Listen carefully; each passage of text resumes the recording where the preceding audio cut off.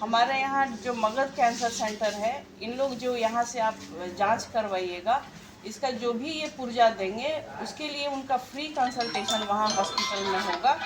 और बाकी जो भी आगे का होगा, अगर आपके पास आयुष्मान कार्ड है, आयुष्मान धारक है, जो कि प्रधानमंत्री का योजना है, उससे आपको फ्री ट्रीटमेंट होगा, एक पैसा भी आपको दे नहीं है। तो इस चीज़ को जब हम लोग उतने दूर से आए हैं तो इसका लाभ आपको उठाने की ज़रूरत है और उसको जितना हो सके, जैसे विधायक जी ने आपके लिए ये शिविर या अवेयरनेस कैंप शुरू किया है। जो भी मन में आपके क्वेश्चन थोड़ा भी, जैसे गुटखा पान आप लोग खाते हैं और सिगरेट पीना, ये बीड़ी लेना, तंबाकू लेना, ये सब जो है बहुत लंबे समय तक अगर आप ले रहे हैं, अगर 10 साल तक ले रहे हैं, तो चांसेस है कि आपको मुंह का कैंसर, सीने का कैंसर, मतलब कि आपको लंग का कैंसर हो सकता है।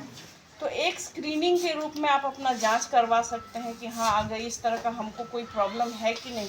कभी कभी छाला हो जाता है मुंह में, ये छाला जो होता है ना, दर्द नहीं करेगा। कभी कभी दांत भी कभी कभी बहुत नुकीला होता है, पॉइंटेड होता है, वो जो है बार बार जो है जीभ में अगर लगता है तो उससे भी कैंसर हो सकता है। तो कभी भी कुछ इस तरह का अगर आपको लगे कि जो कि दर्द नहीं कर रहा है, कोई घाव सूख नहीं रहा है और उसका एंटीबायोटिक भी चल रहा है लेकिन घाव सूख ही नहीं रहा है, हो सकता है कि ये आपको कैंसर हो। तो ये चीज़ आपको दिमाग में रखना हो। कभी भी अगर मान लीजिए पैखाना के रास्ते से खून आ रहा है और बहुत दिनों तक आप किसी डॉक्टर से मिल रहे हैं और पता चल रहा है कि वो ठीक नहीं हो रहा है, तो जांच करा ले। उसको सिंपली जो है एक स्क्रीनिंग होता है, कोलोनोस्कोपी, जो कि पैखाना के रास्ता से जाता है ऊपर पाइप और जाके पता करके बता देता है कि हाँ, आपको ये बीमारी है कि नहीं।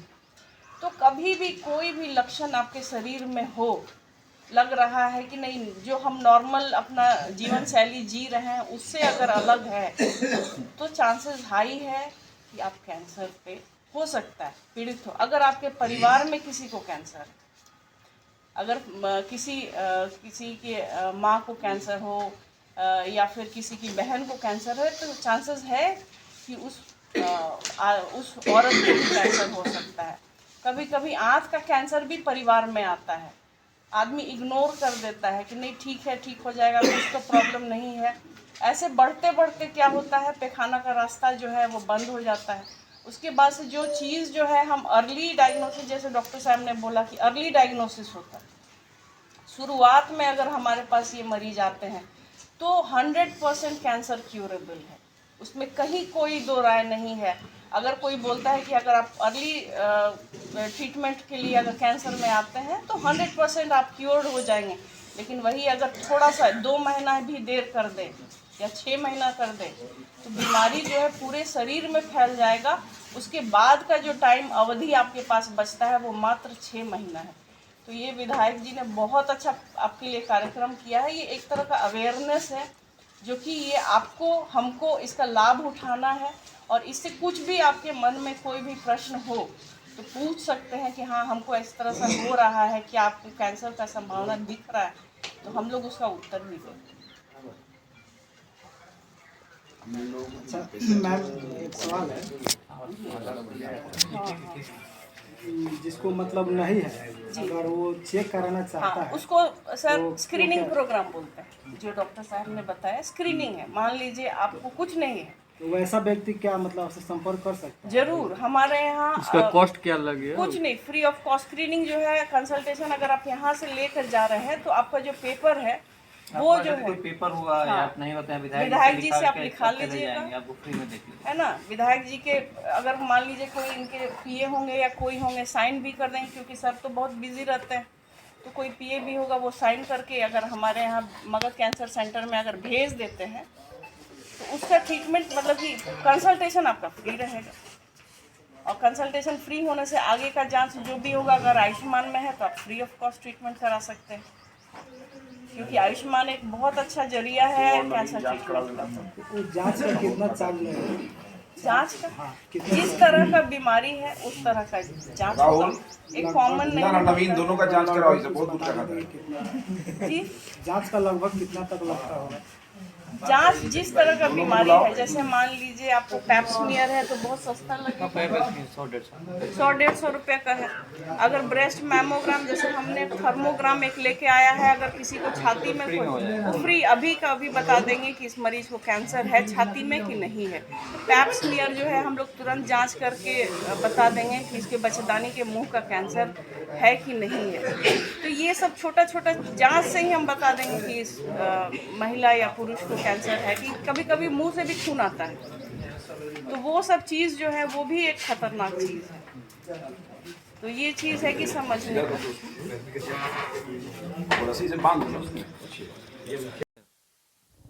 सर आपके द्वारा पहली बार शायद ये किया जा रहा है प्रोग्राम, तो इसमें जनता को कैसे फ़ायदा होगा, किस तरह से? सबसे पहले तो डॉक्टर साहब को धन्यवाद है कि इन्होंने कैंप लगाया। ठीक रूप से बहुत लोग पिछड़ा है जिसको ये पता नहीं है कि सरकार की तरफ से कैंसर या जो गंभीर रोग है उसमें क्या क्या सुविधा दी जाती है। तो हम लोग तो लोगों को बताते हैं, सैकड़ों लोग हैं जिसको हम लोग मुख्यमंत्री चिकित्सा कोष से, प्रधानमंत्री चिकित्सा कोष से राहत भी दिलवाएं। आयुष्मान भारत का कार्ड जिसको उसको लाभ मिलता है, लेकिन जिसको कार्ड नहीं है उसको भी हम लोग अनुशंसा करते हैं या लोग अपने से भी आवेदन देते हैं तो प्रधानमंत्री जी और मुख्यमंत्री जी से लाभ मिलता है। कैंसर में तो हम लोग 80% तक पैसा दिलवा दिए। अगर किसी को 10 लाख रुपये ऑपरेशन पे खर्च है तो 8 लाख रुपया तक हम लोग सरकारी दिलवा देते हैं ऐसे लोग को जिसके पास आयुष्मान भारत का कार्ड नहीं है उसको भी। तो डॉक्टर साहब से मेरा संपर्क हुआ और मैंने इनसे आग्रह किया कि आप मेरे क्षेत्र में कैंप लगाइए। 10 ही लोगों को सही, 10 लोगों को अगर लाभ मिल जाता है तो सुविधा होगा। चूँकि इनको इस बारे में अनुभव है, इनके और भी डॉक्टर्स हैं जिनको इनके बारे में जानकारी है। ये जो सुझाव आपको देंगे, अच्छा सुझाव नहीं मिलने से भी आदमी भटकता है और शोषण का शिकार हो जाता है। ठीक है, तो ऐसे परिवेश में जो चिकित्सक आपको उचित परामर्श देंगे, जनप्रतिनिधि भी हमारे हैं, ये भी सुनेंगे तो ये किसी को सजेस्ट कर सकते हैं। लोगों को पता नहीं है, लोग ज़मीन बेच के कैंसर के इलाज में चले जाते हैं। जब सरकार ने आपको सुविधा दिया है कि असाध्य रोग में, चाहे हार्ट का मामला हो, कैंसर का हो या कोई भी बड़ा बीमारी है, उसमें गवर्नमेंट से साधन पैसा उपलब्ध कराया जाता है। तो माध्यम विधायक हैं, सांसद हैं, तो हम लोग तक बात पहुंचता नहीं है। पता चलता है लोग कर्ज ले लिए, ब्याज पर रुपया लेके इलाज करा रहे हैं। तो डॉक्टर साहब को धन्यवाद है कि इनके दिए हुए सुझाव जो होंगे उसको लोग अमल में लाएंगे और कोई भी बीमारी हो तो उसको हल्का नहीं लेना है, हल्का नहीं लेना है। जो इनका सुझाव था उसको शेयर करना है चिकित्सकों के पास। ऐसा नहीं कि बीमारी बढ़ते हुए गंभीर हो जाए तब आपको पता चले कि मेरा हमको कैंसर 70% तक कैंसर का प्रकोप बढ़ गया शरीर में। तो इनका जो सुझाव है निश्चित रूप से मुझे और हमारे क्षेत्र के लोगों को इसका लाभ पहुँचेगा और मुझे भी जो जानकारी मिलेगी, क्योंकि जनता के बीच में हम रहते हैं, तो किसी भी मंच से कहीं भी सार्वजनिक जगहों पर हम लोगों को जानकारी देंगे तो ज़्यादा लोगों तक ये बात पहुँचेगा। इसलिए लोगों तक ये सूचना फैलाने का क्या क्या माध्यम है? जैसे सूचना तो आपसे बढ़िया माध्यम कौन हो सकता है भाई। मेरे इतना माइक लेके आप घूम रहे हैं, आप फैलाइएगा। हम जहाँ मंच पर चढ़ेंगे हम भाषण में बोलेंगे, डॉक्टर साहब बोलेंगे, आप सुनिए, मुखिया जी सुनेंगे, समिति सुनेंगे, सरपंच सुनेंगे, ये जाएंगे गाँव में कहेंगे। जैसे कि यहाँ पे शिविर लगाया गया है, क्या पंचायत लेवल पे भी लगाया जाएगा? पंचायत लेवल पर शिविर क्यों लगेगा भाई? प्रखंड लेवल पर लगा तभी तो 8 गो मरीजे पहुँचा। मेरा ये कहना है कि 2 ही लोगों को फायदा होगा। 2 लोग से ही 100 लोग तक जाता है।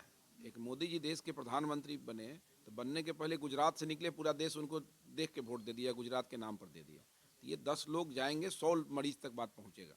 ठीक है, 100 से 1000 तक जाएगा कि ये नियम है, ये कानून है, ये मगध हॉस्पिटल अच्छा हॉस्पिटल है पटना का, हम वहाँ भी जा सकते हैं। हम देश के किसी भी हॉस्पिटल में जाएंगे हमको लाभ मिलेगा। मेरा संपर्क जहाँ है मैं इनका उपयोग कर रहा हूँ यहाँ पे, कि इनके माध्यम से लोगों को हम जागरूक कर दें।